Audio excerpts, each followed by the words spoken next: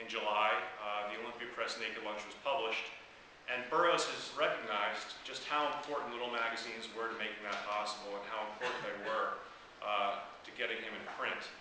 This is a quote, I believe, from the foreword to the Maynard and Miles bibliography, where he briefly discusses how important little magazines were to him at the time.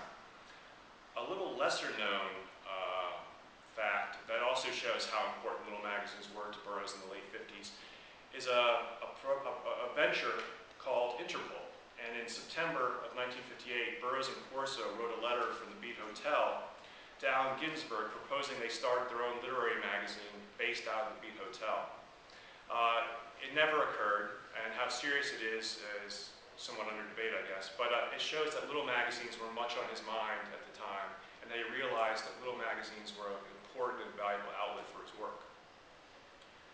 I'm going to shift gears and talk about some British little magazines that deal with Naked Lunch. The situation with these magazines is very similar to what happened at Chicago Review.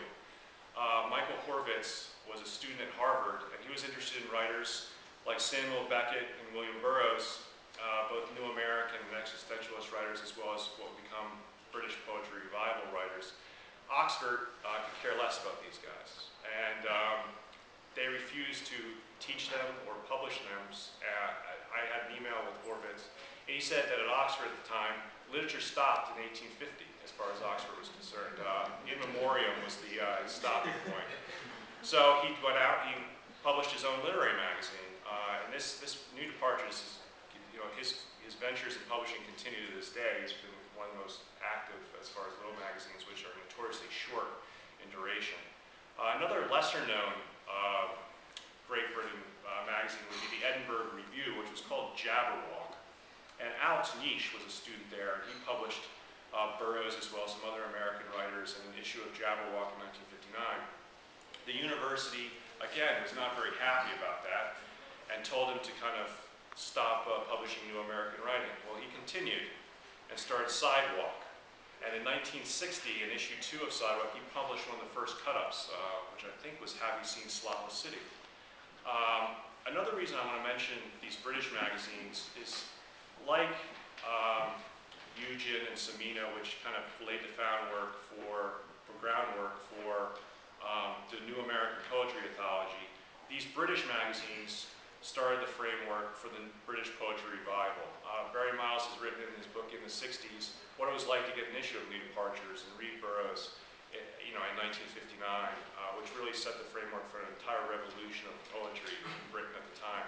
In addition, a work like Sidewalk, which is coming out of Edinburgh, would highlight why the Edinburgh Conference would be such a big deal. It created controversy back in the 60s, it created controversy in 62, but the people of Scotland would have some idea of who Burroughs was from these magazines and remember the controversy.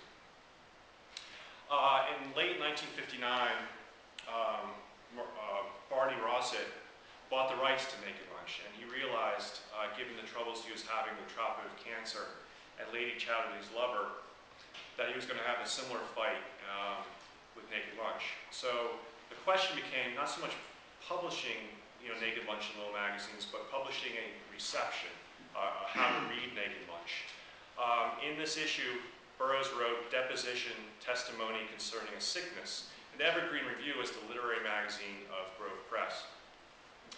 It can be debated how seriously we're supposed to take the deposition, whether Burroughs really felt that he believed everything they said in that essay. But without a doubt, that essay defined the critical and legal arguments that Naked Lunch would be defended in throughout the 60s. And it basically really helped defend the novel in the 1966 literary trial.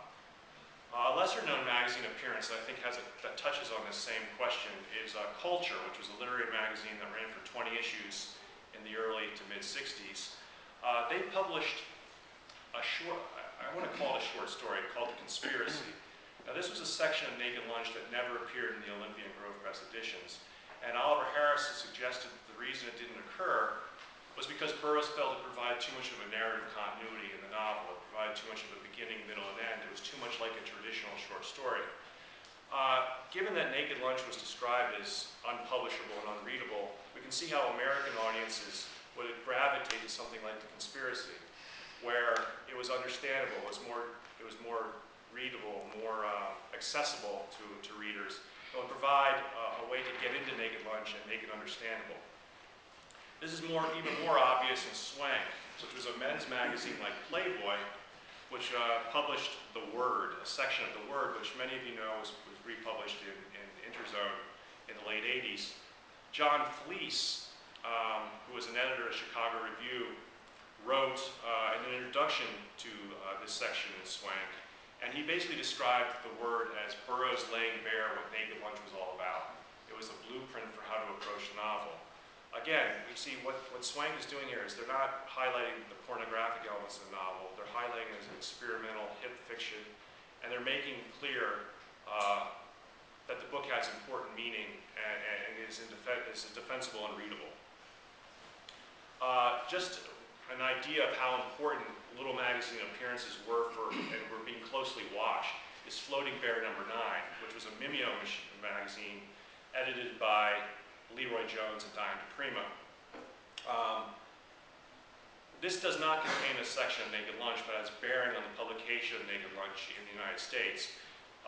This magazine published Roosevelt After Inauguration, which was a routine that eventually was included in the Age Letters years after the 1963 publication of that book. A copy of Floating Bear #9 was sent to a New Jersey correctional facility, and to the writer who was incarcerated there that wanted a copy. The censors there seized the magazine and suggested that the New York authorities prosecute DePrima and Jones for obscenity. Barney Rossa couldn't have this type of publicity for the novel at the time, given the heat that was going to happen with Naked Lunch, so he delayed publication of Naked Lunch for a year, based on this bad publicity. Eventually, the Grove Press Naked Lunch was published in 1962, late 1962, and won its obscenity trial in 1966. That entire trial and the arguments for that trial were chronicled in various reviews and articles in little magazines, and the arguments that defended the novel and made it finally ruled as not obscene was played out in the little magazine arena. Now, have I gone over my time? Yeah? Okay. I can talk about the cut-up stuff. That's just a little slides of that. It's interesting, though. Sorry. So I guess I'll stop there.